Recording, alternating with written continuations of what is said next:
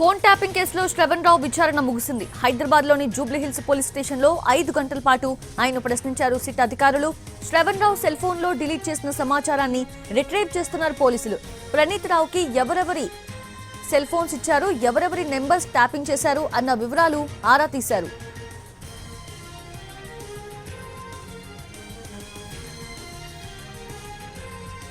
ఇదే అంశానికి సంబంధించి లేటెస్ట్ అప్డేట్స్ అందించేందుకు మా ప్రతినిధి కిరణ్ సిద్ధంగా ఉన్నారు. కిరణ్, ఫోన్ ట్యాపింగ్ కేసులో శ్రవణ్ రావు విచారణ ముగిసింది. సో ఎటువంటి ఇన్ఫర్మేషన్ ని సేకరించారు?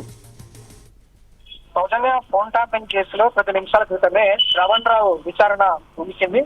అతను 10 నిమిషాల క్రితమే జూబ్లీహిల్స్ పోలీస్ స్టేషన్ నుండి వెనుదిరిగారు. జూబ్లీహిల్స్ పోలీస్ స్టేషన్ లో దాదాపు 5 గంటల పాటు శ్రవణ్ రావును వివిధ కోణాలు కూడా ప్రశ్నించారు అధికారులు. సిట్ బృందం కూడా ఫోన్ ట్యాపింగ్ కేసులో మరొక మారు కూడా శ్రవణ్ రావును పిలిచే అవకాశం కూడా కనిపిస్తోంది. ఎందుకంటే ఫోన్ ట్యాపింగ్ కేసులో 5 గంటల పాటు ప్రశ్నించినప్పుడు కూడా దర్యాప్తు బృందం సంబంధించిన ప్రశ్నలకు కూడా శ్రవణ్ రావు అతని నుంచి ఎలాంటి ఇన్ఫర్మేషన్ రాకపోవడంతో పాటుగా శ్రవణ్ రావు సెల్ ఫోన్ లో సంబంధించి కూడా కాల్ డేటా సంబంధించి కావచ్చు, ఏదైతే డిలీట్ చేసిన సమాచారం కూడా రిట్రీవ్ కేసులో పనిలో నిమగ్నమయ్యారు చిత్తాధికారులు కూడా. అయితే శ్రవణ్ రావు విచారణకు సహకరించకుంటే కనుక సుప్రీంకోర్టులో ఉన్న నాట్ టు అరెస్ట్ రిలీఫ్ ని కొట్టివేయాలంటూ కూడా సుప్రీంకోర్టులో పిటిషన్ ఫైల్ చేసే యోచనలో కూడా సిట్ అధికారులు కనిపిస్తా ఉన్నారు. సో మరి ఏ విధంగా ముందుకు వెళ్తారనేది మాత్రం ఇందులో ఆసక్తి నెలకొంది. ప్రణీత్ రావు శ్రవణ్ రావు ఎవరెవరి సెల్ ఫోన్ నెంబర్ ఇచ్చాడు, అలాగే ట్యాంపింగ్ చేసిన దాని వివరాలన్నీ కూడా ఎవరెవరికి దీనికి సంబంధించి కూడా ఎవరెవరికి చేరవేశారు. ప్రధానంగా 5 గంటలు కూడా ఈ కోణంలో సిట్టాధికారులు శ్రవణ్ రావును ప్రశ్నించినప్పుడు మాత్రం ఎలాంటి సమాధానం రాలేదు. సో శ్రవణ్ రావు విచారణకు సహకరించకుండా మాత్రం సుప్రీంకోర్టులో నాట్ టు అరెస్ట్ రిలీఫ్ ను కొట్టివేసే విధంగా కూడా సుప్రీంకోర్టులో పిటిషన్ ఫైల్ చేసే విధంగా కూడా సిట్టాధికారులు యోచనలో కనిపిస్తా ఉన్నారు.